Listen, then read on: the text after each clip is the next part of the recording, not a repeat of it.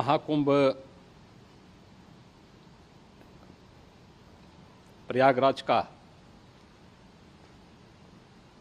आज मौनी अमावस्या का मुख्य स्नान है और कल सायंकाल 7 बजे से ही काफ़ी बड़ी संख्या में श्रद्धालुजन प्रयागराज पहुंच करके स्नान भी कर रहे थे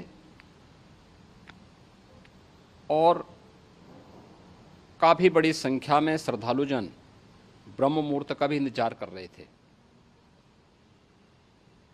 एक दुर्भाग्यपूर्ण हादसा इसी दौरान अखाड़ा मार्ग पर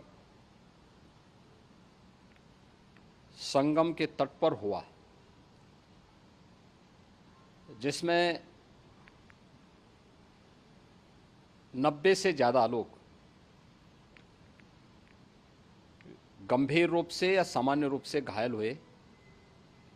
यह हादसा भारी भीड़ के द्वारा अखाड़ा मार्ग के बैरिकेडिंग्स को तोड़ने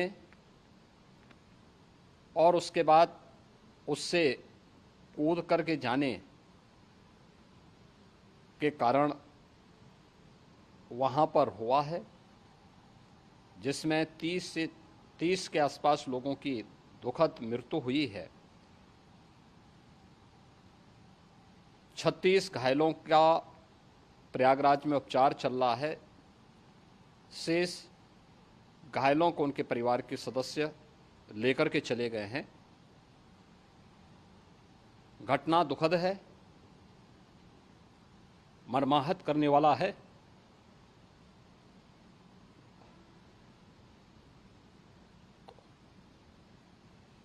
उन सभी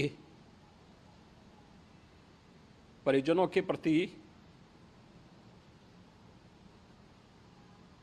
हमारी पूरी संवेदना है।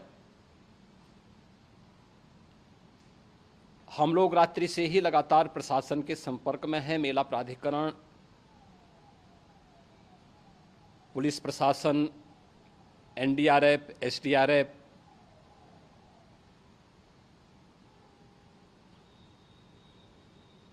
और भी अन्य जितने भी व्यवस्थाएं हो सकती थी उन सबको वहां पर तैनात किया गया है। परिणाम उसी का है कि हादसे के कुछ ही देर के बाद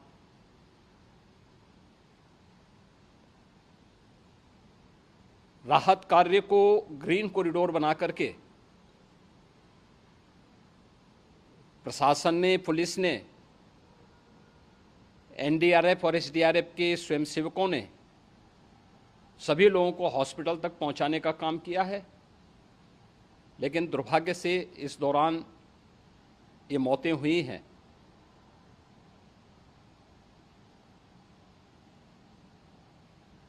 स्वाभाविक रूप से इन सब मुद्दों पर प्रश्न उठना स्वाभाविक भी है।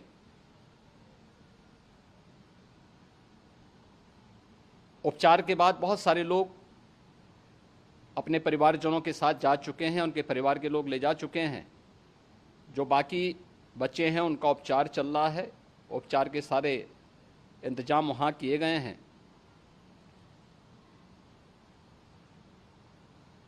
प्रेशर मौनी अमावस्या का ये मुख्य स्नान है महाकुंभ का, और बहुत ज़्यादा प्रेशर प्रयागराज में होने के कारण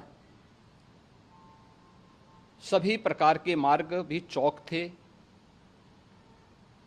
रात्रि से ही प्रशासन उन मार्गों को खुलवाने और स्थिति को सामान्य करने के लिए पूरी तत्परता के साथ लगा भी रहा।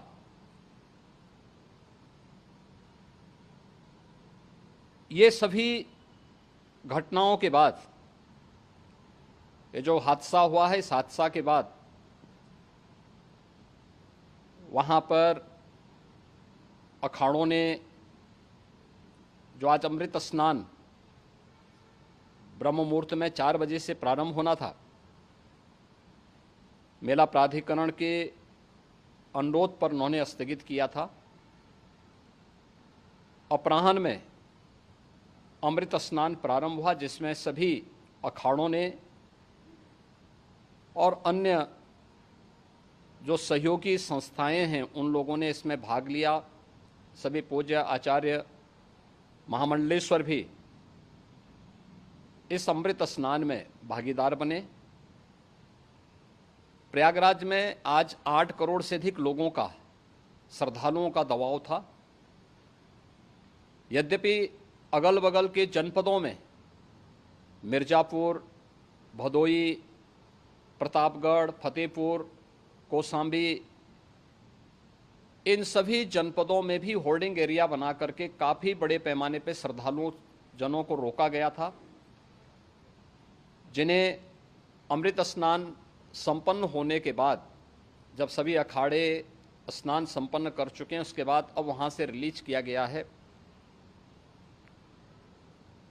इतना भारी दबाव ये पहली बार वहाँ पर देखने को मिला था, और जिसके बारे में हम लोगों ने पूरे इंतजाम करने के प्रयास भी किए गए थे। रेलवे स्टेशनों पर, चाहे वह झूसी हो, चाहे वह प्रयागराज सिटी हो, प्रयागराज हो, फाफामऊ हो, उन सभी पर लगातार दबाव बना रहा। रेलवे ने भी इस दौरान वहाँ के दबाव को ध्यान में रखते हुए मेला स्पेशल चलाई। रूटीन और मेला स्पेशल को मिलाकर के लगभग 300 से अधिक ट्रेन रेलवे के द्वारा अब तक चलाई जा चुकी हैं, और जिससे श्रद्धालु जनों को उनके गंतव्य तक पहुंचाया जा सके। उत्तर प्रदेश परिवहन निगम ने भी अपनी 8000 से अधिक बसेज श्रद्धालु जनों को उनके गंतव्य तक पहुंचाने के लिए लगाया हुआ है, और जिससे उन सबको सुरक्षित उनके घरों तक पहुंचाया जा सके। दिन भर स्मूथली, बहुत ही सुगमता के साथ पूरा स्नान इसके बाद हुआ है, जिसमें पूज्य शंकराचार्य, आचार्य महामंडलेश्वर, वरिष्ठ संतजन और सभी अखाड़ों ने इसमें पूरा सहयोग भी किया और पूरे कार्यक्रम को सकुशल संपन्न करने में अपना योगदान भी दिया है। ये सभी घटनाएं मर्माहत करने वाली भी हैं और एक सबक भी है, लेकिन हादसे के तह में भी जाने की आवश्यकता है, और इसी दिशा से सरकार ने भी तय किया है कि हम इसकी एक जुडिशियल इंक्वायरी भी करेंगे, क्योंकि कई बार रिव्यू होने के बाद स्थानीय स्तर पर हर प्रकार की सतर्कता के बाद आखिर कहां से ऐसे हादसे फिर भी होते हैं और हुए हैं। इसके लिए हम लोगों ने न्यायमूर्ति हर्ष कुमार के नेतृत्व में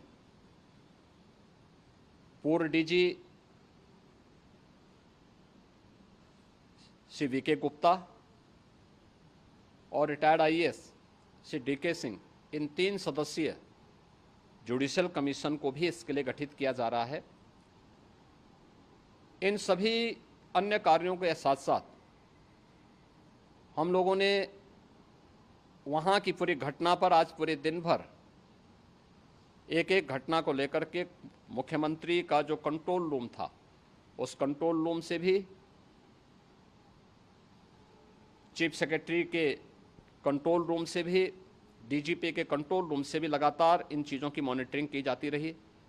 दिन भर बैठक चली है और लगातार एक एक घटना को लेकर के वहाँ पर प्रशासन के साथ संवाद भी रहा है, विभिन्न अखाड़ों के साथ संवाद रहा है, अन्य संतों के साथ भी दिन भर हम लोग संवाद बनाते रहे हैं। प्रातःकाल से आदरणीय प्रधानमंत्री जी का,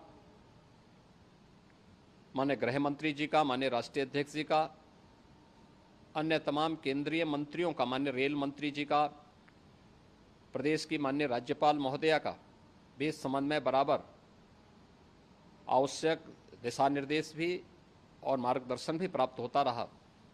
इसको लेकर के यहाँ पर सरकार ने उसे नीचे मजबूती के साथ उतारने का कार्य करने का प्रयास किया।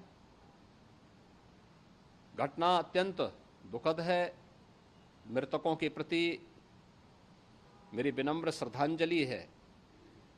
जितने भी मृतक के परिजन हैं, उन सभी परिवारजनों के प्रति जिन्होंने अपने परिवार के सदस्यों को खोया है, मेरी संवेदनाएं हैं। विनम्र श्रद्धांजलि उनके प्रति संवेदना मेरी है। और इस पूरी घटना की हम लोग न्यायिक जांच करवा करके इसकी तह में भी जाएंगे। इसके अलावा पुलिस के स्तर पर भी अलग से हम लोग इसकी एक अलग से भी जांच करवाएंगे कि आखिर कहां पे ऐसे हादसे किन कारणों से हुए हैं, क्योंकि पहले से इस बारे में हम लोग, हमारी रणनीति थी कि इतनी बड़ी संख्या में श्रद्धालु वहां पर आएंगे।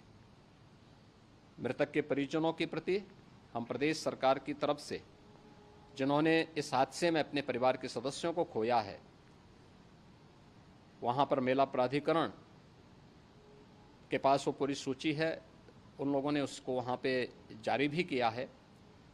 मैं उन सब के प्रति अपनी संवेदना भी व्यक्त करता हूं और परिवारजनों को हम प्रदेश सरकार की तरफ से 25-25 लाख रुपए की आर्थिक सहायता की घोषणा भी कर रहे हैं।